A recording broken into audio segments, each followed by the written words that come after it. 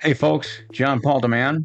Today I want to talk about steps to change. Some of these things you may not know already, but we're going to review them as we go, and they're all in the other videos, I think, by now. But if you have any questions, you can always email me and we'll go over it together. The first thing is, if you want to change, you have to admit to the problem and you have to take full responsibility for that. If you don't admit it and take full responsibility, you're going to live with that problem the rest of your life because it's up to you to change. The second thing you do is you create a GPA, which is my goal, purpose, action process. It's a goal setting process that I created. And it works well because you set the goal. For example, if you are overweight, you will say, I am lean and healthy. That's the goal. You don't want to put it in, I am overweight and want to lose weight. You don't want to do that. You want to say, I'm lean and healthy. And in order to do that, it's taking full responsibility. That's what you want. The next thing you want to do is you want to set the purpose for that. And the purpose is you want to live longer. 1, 2, you might want to have more energy. 3, you want to look better. 4, you want to be better at other things that you do, and you want to be attractive to everyone else. The bottom line is you can define as many as you want. And the more you put in there, the more compelled you'll be to do this process of the GPA. Then finally, you have the action steps. And simply that is, for example, you want to learn the diet process of 1/3, 1/3, 1/3. And that is 1/3 protein, 1/3 carbohydrates, and then 1/3 in calories of fat, which comes with the protein. I go over that in another video, but that is an example of action steps you'll take for losing body fat. You want to create after that a swish.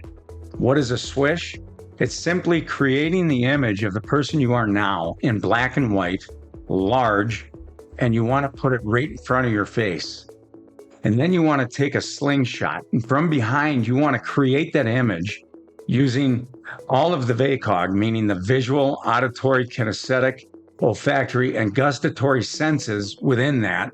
And you want to pull the slingshot back and you want to let it go and break through the old picture and shatter it with this brand new, colorful, large picture of the person you want to be. It's that simple. That is the swish. Of course, I talked about the VACOG, visual, auditory, kinesthetic, olfactory, gustatory. Those are the 5 senses we live by. I also add another one. It's called the sixth sense.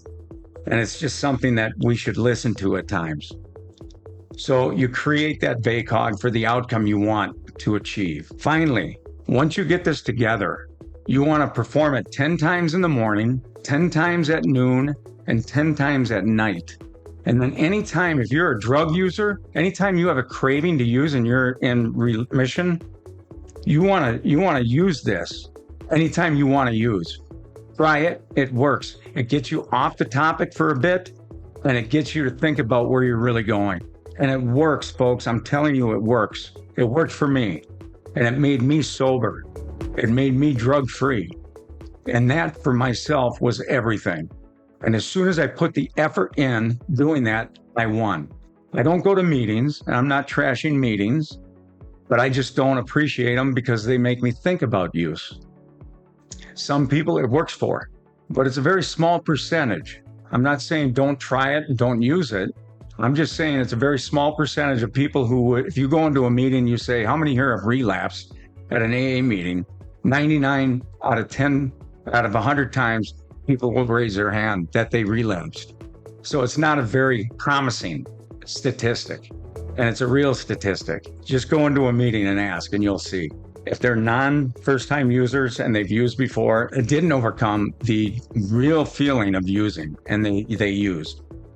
Part of that problem for me was listening to the people talk who were talking about their use, and it made me think about their use. So every time I got out of treatment, I'd go to these meetings and I'd start thinking about it, and then I'd relapse. And I couldn't figure it out until one time I went to treatment and I said, enough's enough. I cannot keep doing this relapse thing. And what is the problem? Well, when I was in my early 20s, I ended up being able to overcome addiction of cocaine for 20 years. And the reason I did is I went to one meeting with my mom. My mom was 30 years sober at the time, and she never went to meetings. But she said, I'm going to take you to a meeting, and if you don't like it, you don't have to go back. So I went to the meeting with her. I go to the meeting, and the first thing that starts happening is I start to have cravings. I looked at her and I said, I'm done. I'm not going to another meeting. And it worked for 20 plus years. And then I had the injuries. Got hooked on pain pills, got off of those finally after a long battle. And I got on to alcohol. I got onto other drugs, and it just snowballed. And they were making me go to treatment all the time and go to relapse or go to AA afterwards, like 90 days. You'd have to go 90 meetings in 90 days. And it was horrific. And I finally, in my last treatment, I said, enough's enough. I'm not doing this anymore. I'm not going to go through this process of relapse after relapse. If they say to you in treatment, relapse is part of recovery, that's just a sick thought, in my opinion.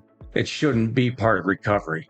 Relapse should not be a part of after you've given your efforts to overcome this.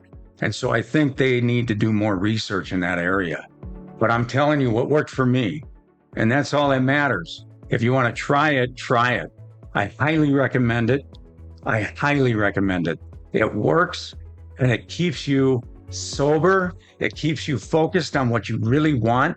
And I would highly recommend you take this GPA process, the formula of GPA, and use it for other goals you want to set in life. But you want to work on 1 to 2 goals at a time, especially if you're just coming off of addiction or overeating. You just want to focus on the one goal, and that's it. And then after that, you might be able to focus on 1 to 2, possibly 3, but I wouldn't recommend it. I'd recommend 2 goals at a time. And how long does it take? Anywhere from a month to 2 months. You're going to finally be over the craving of what it is you're going through. You'll remove the craving for a period of time. If you use this process, this steps to change, you'll overcome it. But then you'll have it back. But you'll learn that it gets further and further apart, and you become more and more immune to relapse. And that's what it's all about. With that being said, I want to thank you so much for allowing me into your life. And I know this was a little long, but I hope you can take this in and use it for the betterment of your life. Have a great day.